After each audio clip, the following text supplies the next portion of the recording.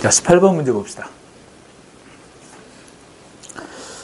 조직의 통합과 조정 방법에 대한 설명에서 옳지 않은 것은 이런 문제인데 1번 민주법에 의하면 연락 역할 담당자는 상당한 공적 권한을 부여받아서 조직 내 부문 간의 의사전달 문제를 처리한다.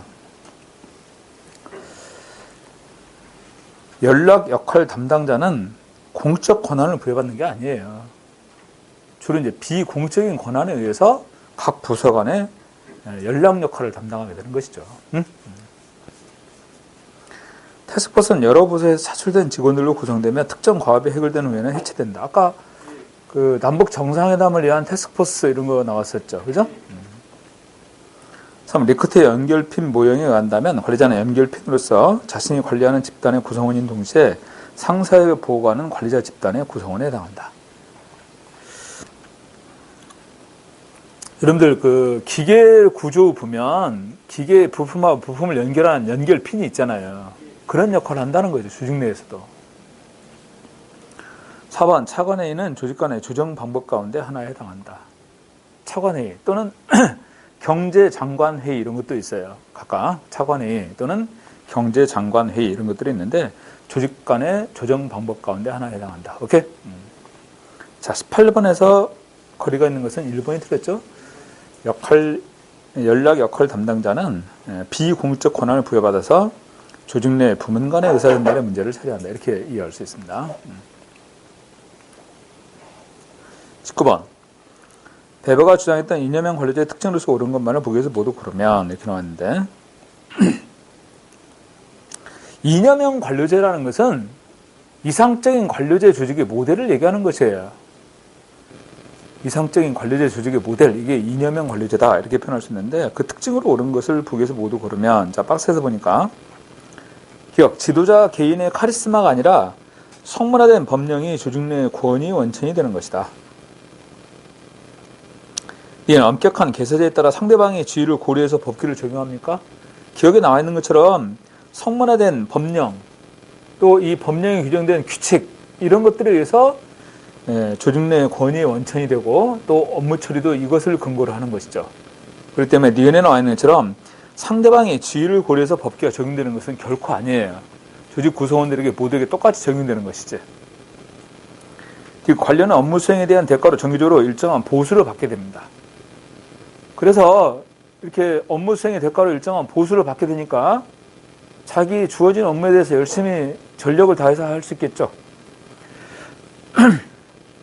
리을 모든 직무 수행과 의사전달은 구두가 아니라 문서로 이루어지는 것을 원칙으로 하고 있고, 그다음 미음 권한은 사람이 아니라 직위에 부여되는 것이다. 권한이라는 것은 사람에게 그 권한이 주어지는 게 아니라 직위 그거에 따른 권한이에요. 아셨어요? 직위에 따른 권한. 자, 이념형 관료제의 특징 이렇게 표현한다면 기억, 디귿, 리을, 미음 이렇게 됩니다. 리음만 틀렸어요. 자, 이런 식으로 이루어지는 조직 관료제.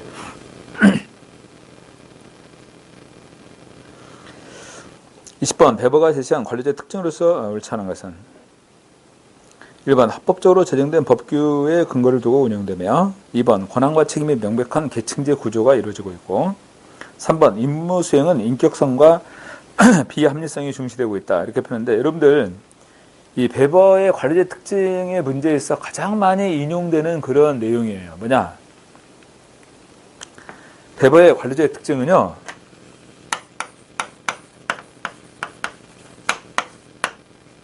비정의성을 전제로 하고 있습니다. 개인의 감정에 치우치지 않는다 이런 얘기야. 어? 그러면 비정의성이란 비개인성이다. OX. 비정의성은 비개인성이에요. 어? 개인의 입장을 고려하는 게 아니라는 얘기야. 아셨어? 그래서 3번 임무 수행은 인격성과 비합리성이 중시된다 이렇게 표현했는데 방금 얘기했던 것처럼 비정의성을 바탕으로 하고 있습니다. 오케이? 그리고 합리성을 전제로 하고 있어요. 비합리성이 아니라 합리성을 전제로 하고 있습니다. 4번 임무 수행에 필요한 전문적 훈련을 받은 사람들이 관료로 채용된다. 자, 20번은 3번이 틀렸습니다. 비정의성, 그 다음에 합리성을 전제로 한다. 오케이? 네. 21번. 배버의 관리자의 모형의 설명으로서 옳지 않은 것은 1번. 관리에게 지급되는 봉급은 업무 수행의 실적에 대한 평가에 따라 결정이 된다. 이건 성과급 같은 거잖아요. 업무 수행의 실적에 대한 평가에 의해서 봉급이 지급된다? 그게 아니고 개인의 어떤 경력, 개인의 경력 또는 조직에 주어지는 서열 이런 것들이 있을 거 아니겠습니까? 주로 이제 그런 것들이 이제 경력이 되는데 그러한 연공 서열과 같은 것에 의해서 봉급, 승진 이런 게 결정이 된다는 얘기예요. 그러니까 연공 서열이라는 것은 바로 경력을 중시하는 거 아니겠습니까? 업무 수행의 실적에 따라 평가를 하고 보수를 지급하고 그런 게 아니란 말이야. 2번. 관료제 모형은 계층제 원리를 근간으로 하고 있다. 3번. 배번은 정당성을 기준으로 권위의 유형을 전통적 권위, 카리스마적 권위, 그 다음에 법적 합리적 권위로 나누었는데 근대적 관료제는 법적 합리적 권위에 기초를 두고 있다고 주장한다. 맞는 편이죠? 네. 우리나라 조선시대 왕 그런다면 전통적 권위를 근거로 하고 있잖아. 그 다음에 카리스마적 지도자에 의한 지배, 이게 카리스마적 권위예요. 오케이? 그리고 법적 합리적 권위를 바탕으로 하는 것이 근대적 관료제에서 나타나는 권위입니다. 그래서 아까 20번 문제에서 내가 이 베버가 제시하는 관료제는 비정의성과 합리성을 근거로 한다 이렇게 표현했죠. 바로 이러한 특징을 내용으로 하는 것이죠. 법적 합리적 권위에 바탕을 두고. 오케이? 그래서 합리성이 특징이에요. 근대 관료제는. 4번. 관료제의 모형은 전문화로 인한 무능 등 역기능을 초래할 수 있다. 그 밑에 이제 그 역기능들이 쭉 나옵니다. 관료제 역기능들이. 예. 자, 21번에서는 1번이 틀렸네요. 그죠? 예, 1번이 틀렸습니다. 22번. 관료제 병리현상에 대한 설명에서 옳은 것은 1번. 동조과잉과 형식주의로 인해서 전문화로 인한 무능현상이 발생할 수 있다. 2번. 피터의 원리가 지적하듯이 무능력자가 승진하게 되는 경우가 생겨난다. 3번. 상관 권위에 의존하면서 소극적으로 일을 처리하고자 하는 할리거주의가 나타난다. 4번. 목표가 아닌 수단으로서 규칙과 절차에 지나치게 집착하는 법문용리의 현상이 나타난다. 이렇게 표현했는데 여러분들 1번을 다시 한번 보세요. 전문화로 인한 무능현상이 발생하는 것은요. 분업에 따른 그 문제점이에요. 분업화에 따른 문제점. 오케이? 분업화, 전문화 이것으로 인해서 나타나는 것이 바로 전문화로 인한 무능인데 이게 뭐냐면 본인이 담당하는 거 외에 다른 업무는 잘 알지 못한다 이런 내용이야. 오케이? 두 번째, 피터의 원리가 지적하듯이 계층제를 기반으로 하고 있기 때문에 무능력자가 계속 승진해 갑니다. 오케이? 그래서 나중에 조직의 구성원들은 더 이상 그 승진할 수 없는, 더 이상 위로 올라갈 수 없는 무능력자로 다 채워져 있다. 이렇게 표현하죠? 이게 피터의 원리에서 나오는 겁니다. 그래서 무능력자가 승진하게 되는 이런 경우가 생겨나더라. 계층제를 기반으로 하니까. 3번. 상관 권위에 의존하면서 소극적으로 일을 처리하고자 하는 할리거주의가 나타난다. 이렇게 표현했는데 상관 권위에 의존하면서 소극적으로 일을 처리한다? 무사안일이에요. 무사안일. 4번. 목표가 아닌 수단으로서 규칙과 절차에 지나치게 집착하는 것은 목표보다도 규칙과 절차에 지나치게 집착한다는 것은 수단에 치중하는 거죠. 뭐야 이것은? 목표보다 수단에 치중하는 것은 동조과잉에 관한 것이죠. 동조과잉. 또 이걸 동조과잉이라고도 표현하고 목적 전치 이렇게도 표현합니다. 법문용례는 문서주의에 의해서 기인하는 것이죠. 법문용례. 자, 이걸 직역하면 이런 표현이야. 문서가 번잡하고 절차가 까다롭다. 이런 표현이에요. 문서가 번잡하고 절차가 까다롭다. 이게 법문용례에 관한 것입니다. 그래서, 응?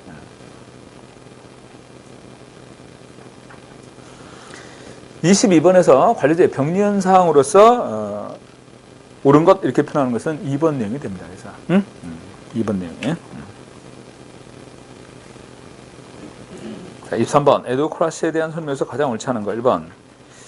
에도크라시 아까 임시구조 성격 이거 표현했잖아. 그렇다면 1번 일상적인 업무 수행의 내부 효율성을 제고한다. 2번 구성원의 능력을 최대한 발휘하기 위해서 혁신을 촉진할 수 있다. 3번 동태지고 복잡한 환경에 적합한 조직구조. 4번 낮은 수준의 공식화를 특징으로 하는 유기적 조직구조. 여러분들 에도크라시는 복잡성, 공익성, 직권성이 모두 낮다. 오케이? 복잡성, 공익성, 직권성이 모두 낮다. 1번, 일상적인 업무 수행의 내부 효율성을 제고하는 것은 기존의 관료제 조직 구조의 특징입니다. 응? 일상적인 업무 수행의 내부 효율성을 제고한다. 관료제 조직 구조의 특징에 해당되는 것이에요. 이것은. 응? 그리고 2번, 3번, 4번이 에도크라시의 특징들을 설명하고 있는 것들이죠. 네. 임시 구조.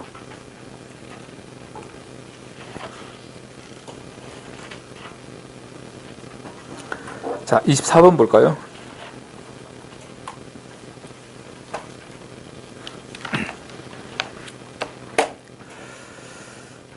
매트릭스 조직 구조의 특징으로서 옳지 않은 것은 이렇게 나왔는데 1번 잦은 대면과 회의를 통해서 과업 조정이 이루어지기 때문에 신속한 결정이 가능하다. 매트릭스 구조는 이중 구조로 되어 있잖아. 이중 구조로 됐기 때문에 신속한 의사결정은 곤란해요. 그죠? 네. 그럼 매트릭스 구조에서는 합리적 의사결정이 가능하다. OX. 여기서는 의사전달이 각 부서 간의 의사전달이 활성화되잖아. 수직적 의사전달만 아니라 부서 간의 의사전달도 효과적으로 이루어질 수 있어요. 그러니까 의사결정이 합리적으로 이루어질 수 있지. 각 부서 간의 의사전달이 이루어질 수 있는 거니까 합리적 의사결정이 가능합니다. 오케이? 그렇지만 의사결정이 신속하게 이루어지는 건 아니에요. 2번 구성원들은 다양한 경험을 통해서 전문 기술을 개발하면서 넓은 시야와 목표관을 가질 수가 있다. 그래서 지금 이 조직 구성원들이 여기에서만 속해서 일을 한다면 같은 업무를 계속 반복해서 수행하겠지. 그런데 새로운 프로젝트를 위해서 차출해가지고 여기 구성원들을 차출해서 새로운 프로젝트를 이렇게 구성하면 이 구성원들은 새로운 업무 경험이잖아. 이 프로젝트를 수행하는 과정에서. 그죠?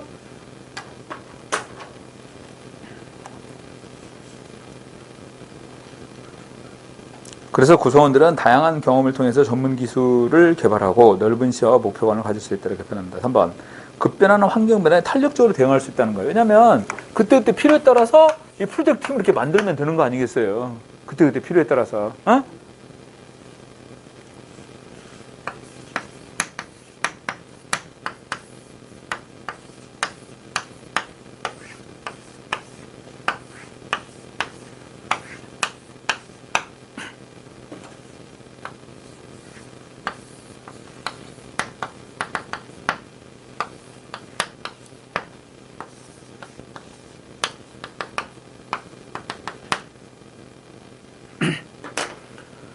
각각의 이러한 프로젝트 팀들이 이렇게 만들어진다는 얘기예요. 여기서 지금. 응? 보세요. 자, 일본에서, 이게 지금 현대차 조직이라고 합시다. 일본에서요, 하이브리드카 개발하니까 거기에 대응해서 빨리 하이브리드카 개발을 위한 프로젝트 팀 이런 거 만들어야 될 거 아니겠어요, 이렇게. 응? 또 예를 들어서 새로운 이런 환경 변화에 수차 개발을 위한 프로젝트 팀 이런 것도 만들고. 그때 필요하면 프로젝트 팀을 만들면 되는 거 이렇게. 그러기 때문이니까 3번 급변하는 환경 변화에 탄력적으로 대응할 수 있어. 아셨어요? 4번 경직화되어가는 대규모 관료제 조직에 보다 융통성을 부여해줄 수 있다는 거죠. 왜냐하면 이런 구조만이 아니라 이런 구조도 나오니까. 어? 24번에서 1번이 거리가 있습니다. 오케이? 25번 다음 설명에 해당하는 조직 유형의 일반적인 특징으로서 옳지 않은 거. 자, 박스에서 보면 이것은 기존의 기능부서 조직의 프로젝트팀의 장점인 유연성, 자율성, 전문성, 혁신성을 배합하고 기능별로 분화된 수직적인 지시와 감독체계, 수평적인 지시 감독체계가 작동하도록 설계한 조직 유형이다. 요거 아니에요, 요거? 어? 매트릭스 조직 구조예요. 이게. 네. 그럼 1번 조직의 표준화, 규칙화의 정도가 높아진다. 2번 조직 외부의 변화하는 환경에 탄력적으로 적응할 수 있다. 3번 조직 내부의 복잡하고 상호 의존적인 문제를 유연하게 해결할 수 있다. 왜냐? 그 이유는 뭐냐면 이렇게 수직적 구조만이 아니라 수평적인 구조도 갖추었기 때문에 그런 거예요. 그다음에 4번 조직 내 필요한 인적 물적 자원을 유기로 확보하고 배분 이용할 수 있다는 얘기야. 각 부서 간에. 1번은 기존의 기계적 구조입니다. 1번 조직의 표준화, 규칙화의 정도가 높아진다. 이렇게 표현하는 것은 기존의 기계적 구조, 관료제 조직에서 나타난 특징이다. 이렇게 볼 수 있다는 거야. 2번, 3번, 4번은 매트릭스 구조의 특징으로서 이해될 수 있는 것들입니다. 자, 26번. 네트워크 조직 구조와 화제는 일반적인 장점의 설명에서 가장 옳지 않은가? 네트워크 조직은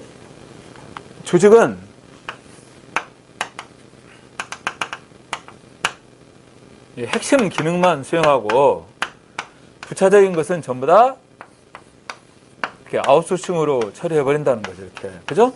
그리고 이러한 것들을 네트워크로 이렇게 연결시켜요. 이게 여기서 말하는 네트워크 조직 구조인데, 이 네트워크 조직 구조가 가진 일반적인 장점의 설명에서 옳지 않은 거. 1번. 조직의 유연성과 자율성 강화를 통해서 창의력을 발휘할 수 있는 것이다. 여러분들, 이 조직들에 있어서는 자율성이 많이 강화된다고 볼 수 있는 거죠? 이 조직들은, 왜냐면 이 조직들은 독립되어 있는 거거든요. 독립된 구성원들이 이 조직들은. 그래서 이 조직의 자율성이 강화되는 거라고 볼 수 있어요. 그 다음에 두 번째, 통합과 학습을 통해서 경쟁력을 제고할 수 있다. 통합과 더불어 학습을 통해서 경쟁력을 제고한다. 세 번째, 조직의 네트워크화를 통해서 환경 변화에 따른 불확실성을 감소시키고, 그러니까 조직의 네트워크화를 통해서 그 말은 뭐냐면 신속한 의사소통이 가능해질 수 있다는 거야. 이런 네트워크로 연결되어 있기 때문에. 응? 그래서요, 이런 네트워크 조직에서는 여러분들 화상회의 같은 것도 많이 이루어지게 됩니다. 오케이? 화상회의 같은 것도. 4번, 조직의 정체성과 응집력을 강화시킨다. 이렇게 표현했는데, 이런 경우, 한 조직의 모든 부서가 갖춰져 있는 경우 응집력이 강하겠죠? 그리고 조직의 정체성도 확보할 수 있고. 그죠? 근데 네트워크 조직에서는 그게 아니라 조직은 핵심 기능만 수행하고 여타 부차적인 것들은 전부 다 외부에 있는 조직의 아웃소싱으로 해서 처리하니까 조직의 응집력이 매우 약하죠. 특정 목적을 위해서 이렇게 연계되어 있는 거니까 응집력도 약하고, 그 다음에 여기 있는 구성원들은 자기들이 여기에 이 조직에 속해 있다고 생각 안 해요. 그러니까 조직의 정체성도 별로 없는 거지. 그치? 조직 구성원의 정체성도. 그래서 4번, 조직의 정체성과 응집력을 오히려 저해한다, 약화시킨다. 이렇게 봐야 됩니다. 26번은 그래서 4번이 거기가 있어요. 4번이. 자, 27번 볼까요? 학습 조직의 초점이 뭡니까? 학습 조직의 초점, 그러면. 문제 해결입니다. 학습 조직은. 초점이 문제 해결이야. 아까 테프트의 조직 유형 구분했었지? 기계적 조직에 반대되는 게 뭐야? 유기적 조직이었어요. 유기적 조직 구조의 대표적인 모델이 학습 조직이에요. 유기적 조직 구조의 대표적인 것이 학습 조직입니다. 근데 학습 조직은 여기서 뭐 예를 들어서 어떤 형태가 있는 건 아니죠. 학습 조직이. 왜냐하면 이것도 학습 조직이 될 수 있어요. 아셨어요? 이것도. 그 다음에 또 예를 들어서 아까 우리 정리했던 뭐 프로젝트 팀 이런 것도 학습 조직이 될 수 있습니다. 학습 조직의 요건은 뭐냐면 조직 내 구성원들이 지식을 같이 축적을 하고 그걸 공유해서 활용할 수 있도록 하는 것이 학습 조직입니다. 가장 중요한 것은 조직 내 지식과 정보를 공유하고 축적해서 공유하고 그것을 같이 활용할 수 있도록 하는 것. 이게 학습 조직의 가장 중요한 특징이죠. 그러니까 기존의 관료제 조직은 그게 안 돼요. 기존의 관료제 조직은. 여러분들 생각해 보세요. 각 부서 간에 갖고 있는 지식 정보를 같이 공유합니까? 안 되잖아요. 조직의 상층에서 갖고 있는 지식과 정보를 조직 구성원들하고 공유하겠어? 안 한다는 거예요, 이런 것들이. 그래서 기존의 관료제 조직 구조는 지식과 정보의 공유, 이런 것들을 기대할 수가 전혀 없거든. 응? 학습 조직이 되기 위해서는 조직 내 지식과 정보를 같이 축적해서 공유하고 있는 지식 정보를 같이 활용해서 문제 해결에 적용하고, 이런 것들이 바로 학습 조직의 특징입니다. 그래서 아까 얘기했던 것처럼 프로젝트 팀도 그렇고 여기 나와 있는 네트워크 조직 같은 경우도 마찬가지고 가상 조직도 그렇고 전부 다 이렇게 학습 조직의 가능성이 있어요. 이런 것들이. 자, 학습 조직에 대한 설명에서 옳지 않은 거 27번에서 27번하고 28번이 같은 이제 학습 조직에 관한 것인데 1번 개방 체제와 자아실현적 인간관을 바탕으로 새로운 지식을 창출하고자 한다. 여러분들 학술적에서는요, 학습을 통해 새로운 지식을 계속 창출해 나가야 돼요. 왜냐하면 그게 새로운 부가가치가 되는 거니까. 그치? 그래서 이러한 개방체제와 자아실현적 인간관을 바탕으로 새로운 지식을 계속 창출해 나가야 된다. 두 번째, 연결된 체계 간의 상호작용을 이해하고 이를 효과적으로 활용하기 위해서는 체계적 사고를 강조하고 있다. 시스템적 사고. 여러분들, 조직의 시스템, 체제라는 것은 조직을 구성하고 있는 모든 부분들이 유기적으로 연결되어 있음을 의미하는 거잖아요. 체제라는 것은. 오케이? 그렇기 때문에 연결된 체계 간의 상호작용을 이해하면서 이를 효과적으로 활용할 수 있도록 하는 이러한 시스템적 사고, 이런 것들을 강조한다는 거죠. 3번, 조직 구성원들의 비전 공유를 중시한다. 그래서 리더가 해야 될 역할이죠. 조직이 나아가야 될 비전을 제시하고 그 비전을 조직 구성원들이 공유할 수 있도록 해야 됩니다. 네 번째, 조직 구성원의 합이 조직이 된다는 점에서 조직 내 구성원 각자의 개인적 학습을 강조한다. 학습 조직은요, 집단적 학습이에요. 이러한 개인적 학습을 강조하다 보면 개인 간의 경쟁이 치열할 수 있겠지. 그리고 자기가 그 학습을 통해서 자기가 확보한 지식과 정보를 같이 공유하려고 하지 안 나는 거예요. 서로 경쟁이 유도되니까. 개인적 학습이 이루어지게 된다면. 그래서 여기에서 필요한 것은 바로 집단적 학습이다. 오케이? 집단적 학습. 이러한 집단적 학습이 이루어질 때 시스템적 사고를 바탕으로 하는 거 아니겠습니까? 그렇잖아요. 개인적 학습을 강조한다라고 한다면 바로 이러한 체제적 사고가 이루어지기 어려워요. 그렇게 되면. 아셨어요?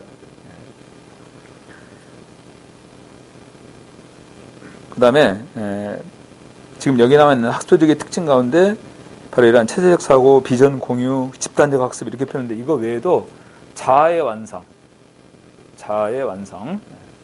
그 다음에 새로운 사고의 틀 이런 것들이 필요하다는 거야. 자아의 완성이나 새로운 사고의 틀 이런 것들이 이제 그 생계가 표현하는 학습 조직의 요건에 해당되는 것들입니다. 오케이? 28번. 학습 조직과 관련된 설명으로서 옳지 않은 거. 1번. 구성원 권한 강화가 강조된다. 여러분들 27번 문제에서 1번을 보세요. 개방체제와 자아실현적 인간관을 바탕으로 새로운 지식을 계속 창출해 간다는 거야. 학습 조직에서 이게 필요한 거 아니겠어요?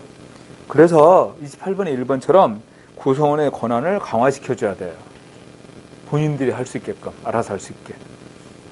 두 번째. 자극 반응적 학습을 주된 방법으로 활용한다. 자극 반응적 학습이라는 것은 이 행동주의 심리학에서 나오는 표현이거든요. 자극을 가하면 그 자극에 따라 반응을 나타낸다는 거예요. 오케이? 네. 자극에 따른 반응을. 근데 여러분들 학습 조직에서는 그게 아니잖아. 27번 문제 1번 봐봐. 개방체제, 자아실현적 인간관을 바탕으로 스스로 새로운 지식을 창출하는 거예요. 아셨어요?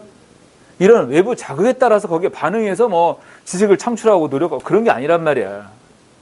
스스로, 자기 스스로 새로운 지식을 창출할 수 있도록 노력하는 게 필요하다는 거죠. 예? 그 새로운 지식이라는 것은 새로운 부가가치를 창출할 수 있는 거예요. 조직 내에서. 그러니까 조직에 끝없는 지속적인 학습이 요구되는 겁니다. 새로운 지식을 창출해 나가는 데 있어. 예. 그래서 28번에서 2번은 틀린 표현이에요. 자극 반응적 학습이 아니라 스스로 새로운 지식을 계속적으로 창출해 갈 수 있도록 한다. 오케이? 자, 28번에 3번. 역량 기반의 교육훈련 제도의 대표적인 방식으로 활용된다. 학습 조직은. 역량 기반의 교육훈련 제도. 그 다음에 4번. 핵심 가치는 의사소통과 수평적 협력을 통해서 조직의 문제 해결. 이게 핵심 가치가 됩니다. 문제 해결하는 것이.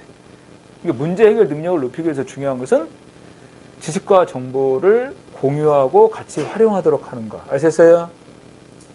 지식과 정보를 공유하고 활용할 수 있도록 하는 것. 이게 이제 이 문제 해결에 있어 굉장히 중요한 요건인 거죠. 그래서 기계적 구조는 안 된다는 거지. 이 학습 조직에서는 유기적 구조 형태가 이루어질 때 바로 이와 같은 지식을 같이 공유하고 활용할 수 있게 된다는 거지. 그래서 의사소통과 수평적 협력을 통한 조직의 문제 해결을 강조합니다. 자, 28번에서 2번이 틀렸어요. 2번이 틀린 편입니다. 29번. 정보조직법상 우리나라 정보조직 체계에 대한 설명으로 옳은 것만을 보기에서 모두 고르면 이렇게 나와 있습니다.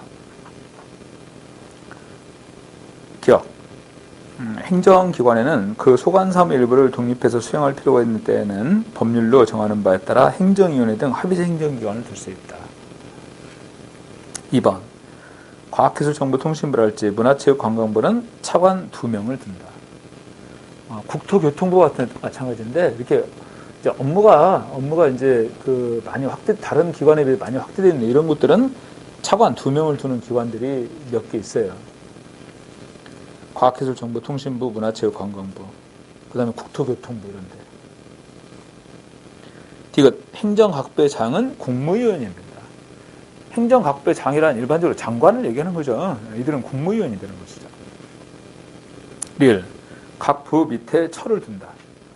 국가보훈처, 인사혁신처, 식품의약품안전처, 법제처. 국무총리 소속이죠. 국무총리 소속으로 돼 있잖아. 처가. 근데 국가보훈처는 장관급이고 처장이, 나머지 처는 차관급이에요. 아셨어요? 각각.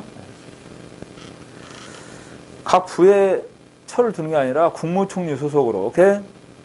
그 다음에 미음. 각 위원회 밑에 청을 두고 있다 그러는데 여러분들 청은 각 부 소속으로 청이 있죠?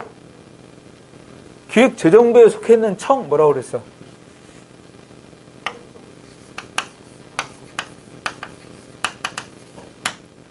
조달청, 국세청, 관세청, 통계청. 기획재정부에 속해 있는 청이에요. 조국 관통 해가지고. 응? 특허청은 어디에 속해 있습니까? 응? 산업통상자원부.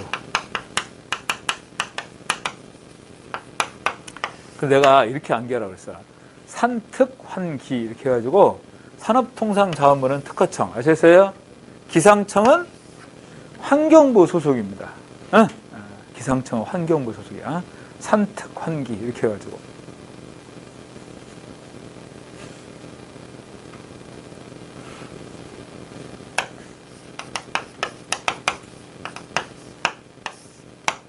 경찰청하고 소방청은 행정안전부 소속입니다. 아셨어요? 경찰청하고 소방청은.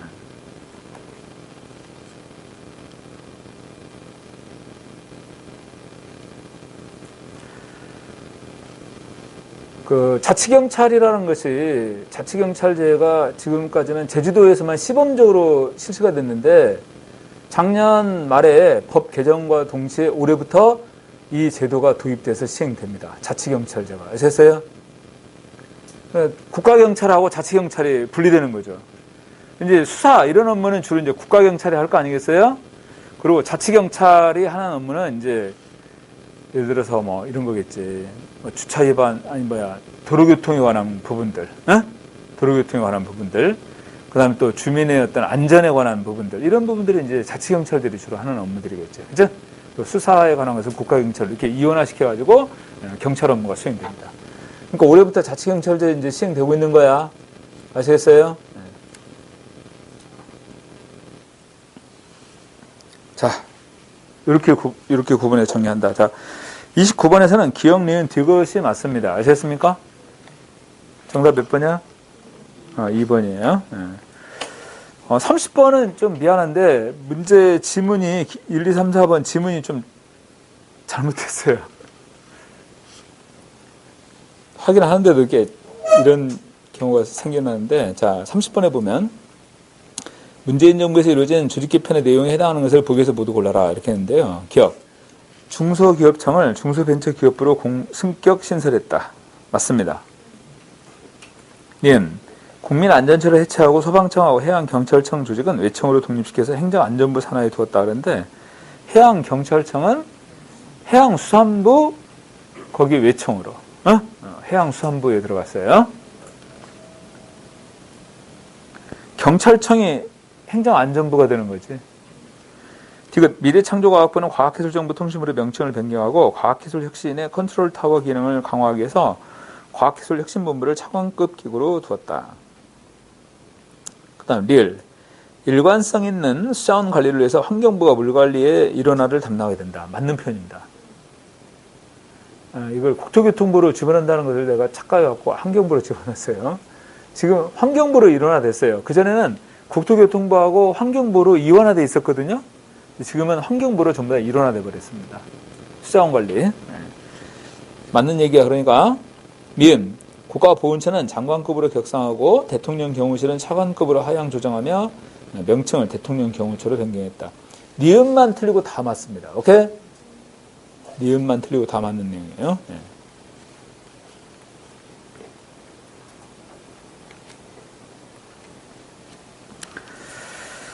자, 31번.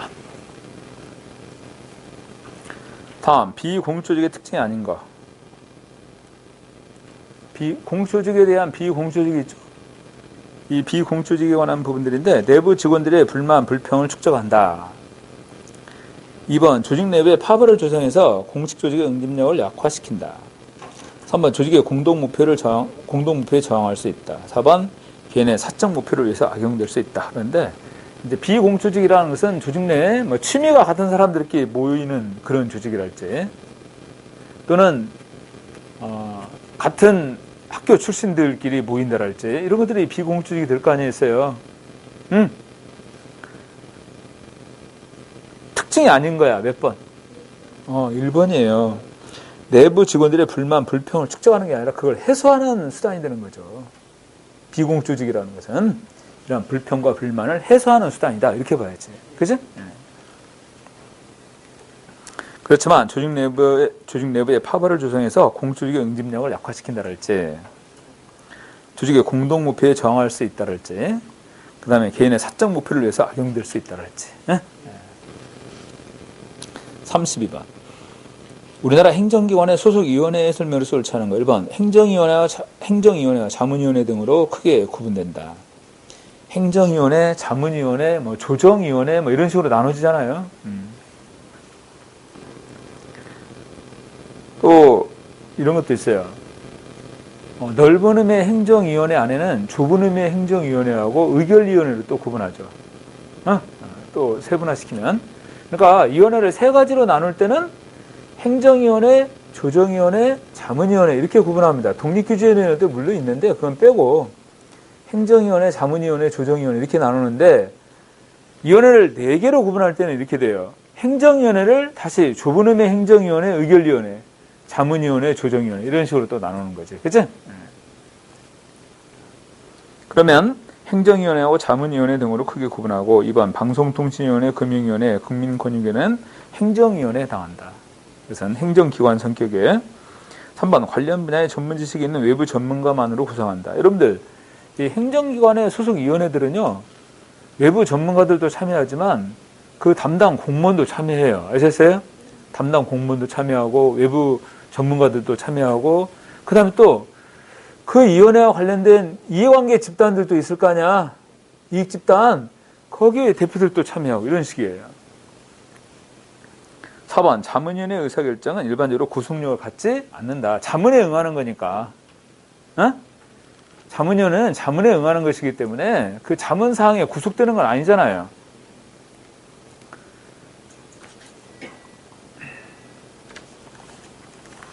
넓은 의미의 행정위원회는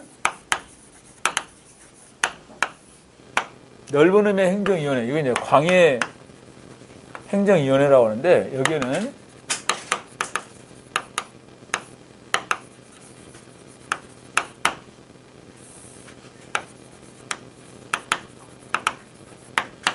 협의행정위원회하고 그 다음에 또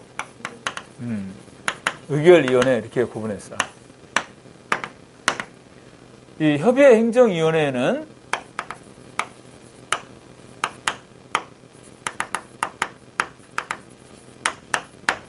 결정도 하고 또 집행도 할 수 있는 권한이 주어지는 거죠. 결정과 집행권이.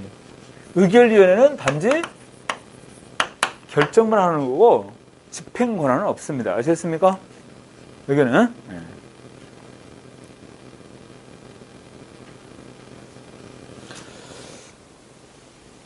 자, 32번에서 옳지 않은 것은 몇 번?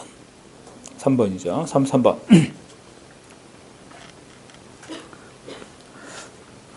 공공기관의 운영에 관한 법률상 공공기관에 대한 설명서를 찾는 거 1번. 공공기관의 유형이 보면 위탁집행형 준정부기관, 그 다음에 기금관리형 준정부기관 이렇게 나눠집니다. 준정부기관에. 그 다음에 또 여러분들 공기업 있죠? 시장형 공기업, 비시장형 공기업 이렇게 또 나눠지고. 네.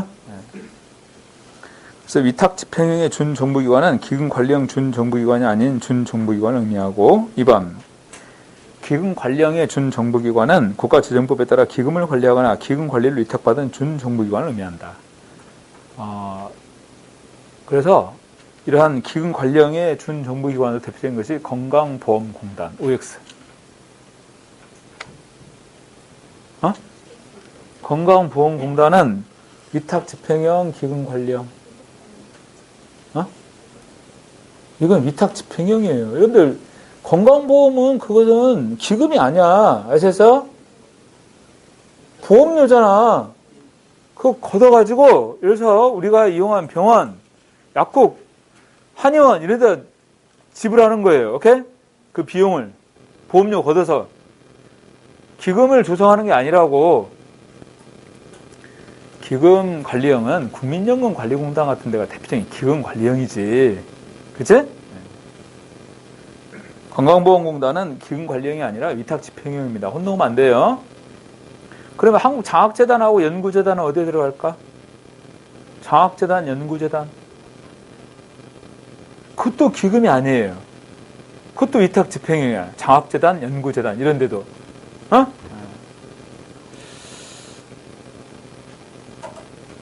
3번 기획재정부 장관은 공공기관을 공기업, 준정부기관, 기타 공공기관으로 구분해서 지정하되 공기업과 준정부기관은 직원 50인, 직원 정원이 50인 이상인 공공기관 가운데서 지정한다.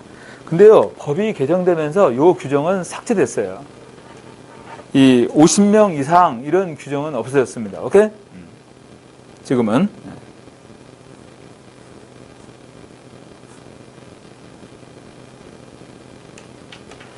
4번 기획재정부 장관은 지방자치단체가 설립하고 그 운영에 관여하는 기관을 공공기관으로 지정할 수 있다. 그런데 여러분들 지방자치단체가 설립하고 운영에 관여하는 기관은 지방공기업에 관한 거잖아.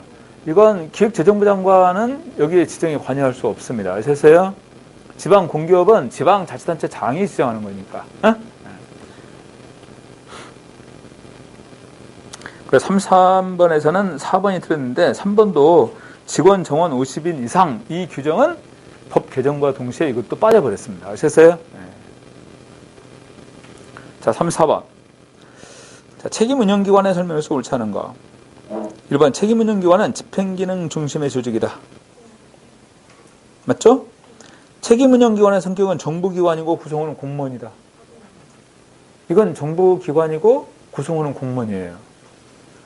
3번 책임운영기관은 정부 팽창의 은폐수단 혹은 민영화의 회피수단으로 사용될 가능성이 있다. 이래서 민영화하기가 싫으니까 민영화하지 않으려고 책임운영기관을 빼버린다는 얘기야. 밖으로. 아셨어요? 근데 민영화하지 않고 정부기관으로 남아있게 되잖아. 예를 들어서 뭐 국립중앙극장 아니면 또 국립의료원 그 다음에 뭐 예를 들어서 여러 통계청 이런 데도 마찬가지인데 바로 이러한 책임운영기관들을 밖으로 빼버리면 민영화하지 않을 거란 얘기야. 그렇게 되면 민영화의 회피수단으로 이용될 수 있는 거지. 얼마든지. 4번 책임운영기관은 공공성이 강하고 성과관리가 어려운 분야에 적용할 가능성이 있다는데 여러분 책임운영기관은 기관장이 책임지고 운영하는 거예요. 아셨어요?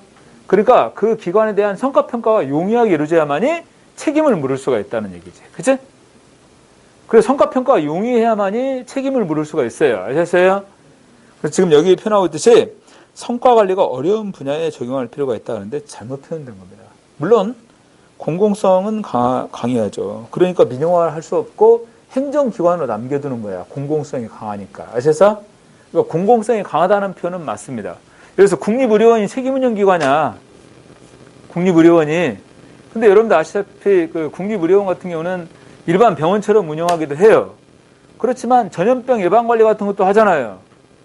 또 이 코로나 상황에 중증 환자 나오면 전부 다 격리시켜고 거기서 입원시켜고 치료도 하고 그리고 공공성의 측면이 많이 강조된다는 얘기야. 그래서 민영화시키지 않고 책임운영기관으로 지정 운영하는 거예요. 오케이? 공공성이 강하니까. 그렇지만 이런 그 책임운영기관은 성과관리가 용이하게 이루어져야 된다라는 얘기죠. 그래야 기관장이 책임을 물을 수 있는 거니까. 자, 3, 4번에서는 4번이 틀렸습니다. 4번이 35번 우리나라의 중앙행정기관 소속 책임운영기관의 설명에서 옳은 거. 1번 정부조직법의 근거에 설치 운영된다. 책임운영기관의 종류는 두 가지죠. 소속 책임운영기관하고 또 뭐가 있어요? 중앙책임운영기관이 있습니다. 중앙책임운영기관의 종류는 딱 하나만 있다고 그랬어. 특허청. 그죠? 특허청만 중앙책임운영기관이야. 그리고 나머지는 전부 다 소속 책임운영기관입니다. 그러면 특허청은요, 정부조직법에 의해서 설치된 거예요. 만들어졌다 그 말이야. 정부조직법을 근거로. 그런데 소속 책임운영기관을 적용하는 법은 책임운영기관 설치 운영에 관한 법률이 따로 있습니다. 책임운영기관 설치 운영에 관한 법률이 따로 있어요. 소속 책임운영기관은 이걸 근거로 해서 설치가 되는 거야. 그러니까 1번 틀렸지? 소속 책임운영기관은 책임운영기관 설치 운영에 관한 법률을 근거로 한다. 2번 소속 중앙행정기관의 장은 소속 책임운영기관의 조직 운영에 관한 기본 운영 규정을 제정한다. 소속 책임운영기관의 조직 운영에 관한 기본 운영 규정을 제정하는 것은 그 책임운영기관 장, 책임운영기관의 장이 바로 이런 것들을 제정하게 돼요. 이 소속 책임운영기관의 조직 운영에 관한 기본 운영 규정이니까 그 책임운영기관의 장이 제정한다는 얘기야. 아셔서 장관이 하는 게 아니라 소속 중앙행정기관의 장은 장관을 얘기하는 거잖아요. 3번 기관장은 공개 모집 절차에 따라 5년 범위 내에서 임기제 공무원으로 채용한다. 그래서 2년 이상 5년 이내에 임기제 공무원으로. 아셨어요? 4번 기관장은 전 직원에 대한 임용권을 갖고 있다. 그런데 여러분들 여기서 말하는 기관장은 책임운영기관장이잖아. 기관장은 그 책임운영기관의 직원의 임용권은 기관장이 갖고 있는 게 아니죠.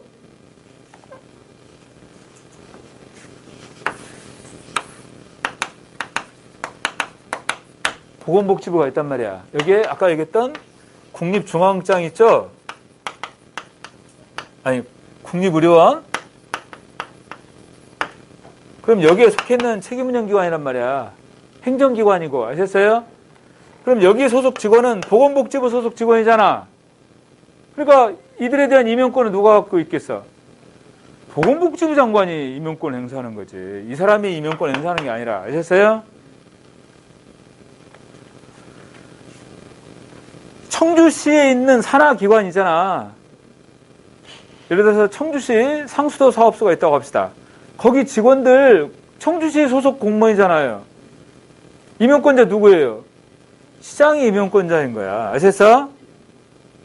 그렇듯 기관장은 전 직원에 대한 임용권을 한다 그랬는데 그게 아니라 중앙행정기관의 장이 중앙행정기관의 장이 임용권을 갖고 있다. 자, 오늘 목표로 한 진도를 잘 마쳤습니다. 고생했고 다음 주에 또 여러분들 미리 문제들 풀어오세요. 그래야 본인이 뭘 몰라서 틀렸는지 확인할 수 있지. 자, 오늘 수고했습니다.